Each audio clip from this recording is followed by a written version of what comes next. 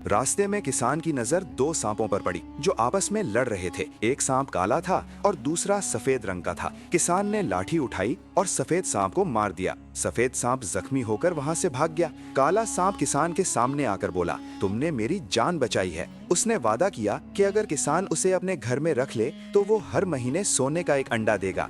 ये सुनकर किसान बहुत खुश हो गया। वो सांप को अपने साथ घर ले आया। किसान की बीवी ने जब घर में सांप देखा तो वो खौफजदा हो गई। उसने किसान से कहा, इस खतरनाक सांप को फौरन यहाँ से निकाल दो।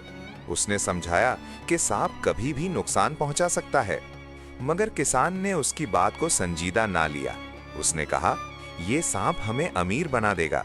कुछ ही दिनों बाद सांप ने सच में सोने का एक अंडा दिया।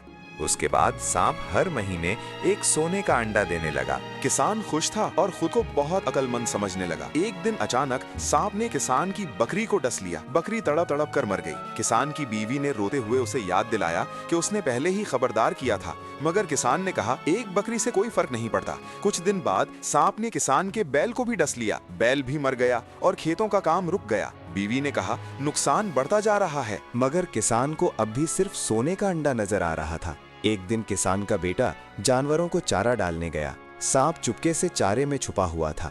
अचानक सांप ने उसके बेटे पर हमला किया। चंद लम्हों में किसान का बेटा मर गया। अपने बेटे को मरा हुआ देखकर किसान की बीवी मुकम्मल तौर पर टूट गई। उसने कहा, लालच ने हमारा सब कुछ छीन लिया। वो घर छोड़कर चली गई। किसान अब अकेला रह गया। मगर इसका दिल अब भी लालच से खाली नहीं हुआ था। एक दिन सांप हस्बे मामूल सोने का अंडा लेकर आया। किसान ने अंडा उठाने के लिए हाथ बढ़ाया। इसी लम्हे सांप ने किसान को भी डस लिया। मरते हुए किसान ने कहा, मेरी जिंदगी बर्बाद हो गई है। सांप ने जवाब दिया, मैं तो अपनी फितरत के मुताबिक चल रहा था। असल कसूर तुम्हारी लालच का है, क्योंकि इंसान चाहे तो लालच पर काबू पा सकता है, मगर तुम ऐसा ना कर सके। कहानी हमें सिखाती है कि लालच का अंजाम हमेशा नुकसान और पछतावा होता है।